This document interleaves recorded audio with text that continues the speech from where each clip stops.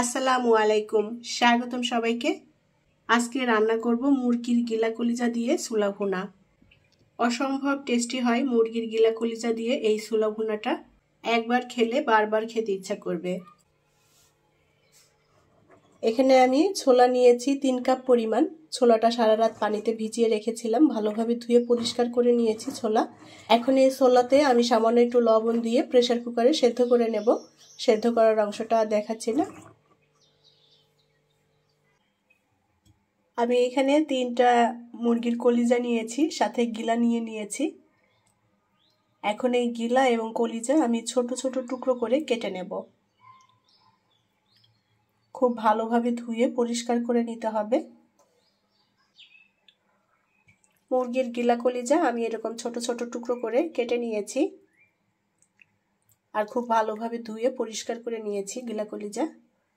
এখানে একটা আলু কেটে নিয়েছি মিডিয়াম সাইজের, আলুটাও ছোট ছোট টুকরো করে কেটে নিয়েছি। আলু দিলে খেতে ভালো লাগবে, আলু বাদ দিয়েও রান্না করে নেওয়া যাবে। প্যানে তেল দিয়ে দেব 3 টেবিল চামচ। তেজপাতা দিয়ে দেব 2টা। পেঁয়াজ কুচি দিয়ে দেব। এখানে 4টা মিডিয়াম সাইজের পেঁয়াজ কেটে নিয়েছি। পেঁয়াজটা এখন একটু ভেজে নেব।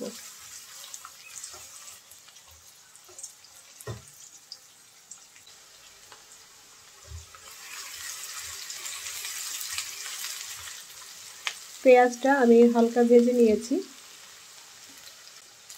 এখন এখানে দিয়ে দেব পেঁয়াজ বাটা, আদা বাটা এবং রসুন বাটা। পেঁয়াজ বাটা নিয়েছি 1/2 টেবিল চামচ, রসুন বাটা 1.5 চা চামচ, আদা বাটা 1.5 চা চামচ।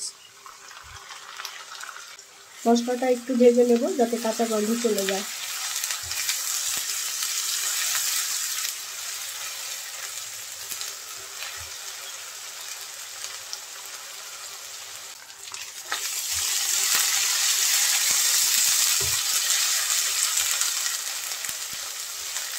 মশলাটা ভালো করে ভেজে নিয়েছি। পানি দিয়ে দেব মশলা কষিয়ে নেওয়ার জন্য। এখানে নিয়েছি শুকনো মরিচের গুঁড়া 1 টেবিল চামচ পরিমাণ, হলুদ গুঁড়া, ধনিয়ার গুঁড়া, জিরার গুঁড়া, গরম মশলার গুঁড়া 1 চা চামচ করে, আর লবণ নিয়েছি স্বাদ মতো।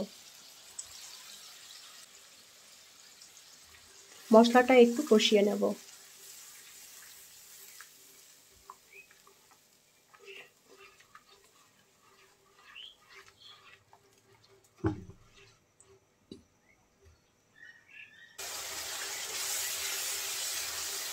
মশলাটা কষিয়ে নিয়েছি ভালো করে। মশলার মধ্যে মুরগির গিলা কলিজা দিয়ে দেব আর দিয়ে দেব আলু। মশলার সাথে এখন গিলা কলিজা কষিয়ে নেব ভালো করে।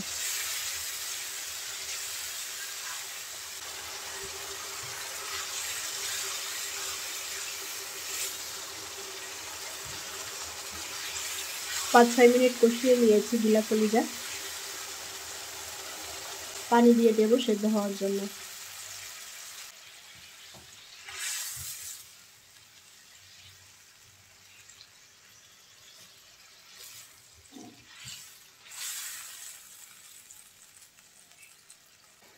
ঢেকে দিয়ে রান্না করে নেব।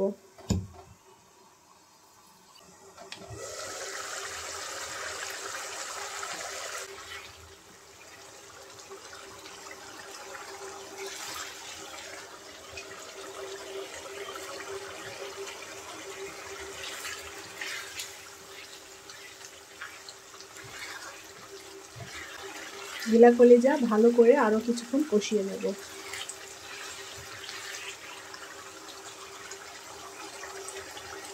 গিলা কলিজা আমি খুব ভালো করে কষিয়ে নিয়েছি আর মশলার ভিতরে তেলটাও ভেসে উঠেছে। সেদ্ধ করা ছোলা দিয়ে দেব।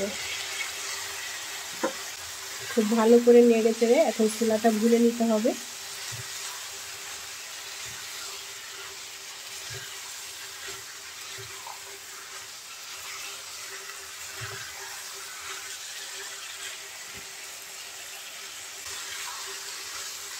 ছয় 7 মিনিট অল্প আছে আমি ছোলাটা ভুনে নিয়েছি গিলা কলিজার সাথে।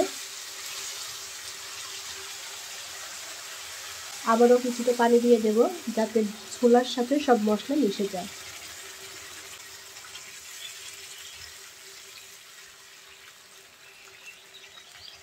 অল্প আঁচে ঢেকে দিয়ে রান্না করে নেব।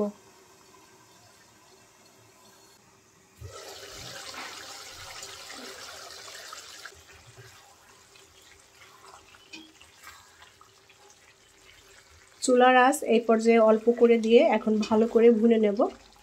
যে পানি আছে পানিটা টানিয়ে নিতে হবে।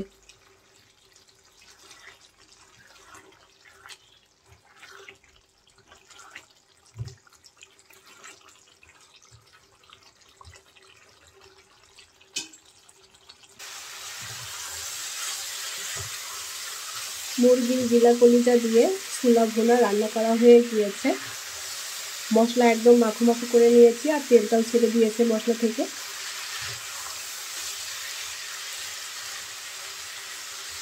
এখন ছোলা ভুনাটা নামিয়ে নেব।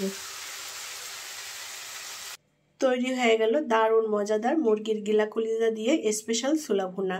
ইফতারে বানিয়ে পরিবেশন করতে পারেন, সকলে ভীষণ পছন্দ করবে। আশা করছি আজকের এই ছোলা ভুনা রেসিপি আপনাদের কাছে ভালো লেগেছে। রেসিপিটি ভালো লাগলে লাইক, কমেন্ট এবং শেয়ার করবেন। পরবর্তী রেসিপি দেখার আমন্ত্রণ জানিয়ে বিদায় নিচ্ছি। আল্লাহ হাফেজ।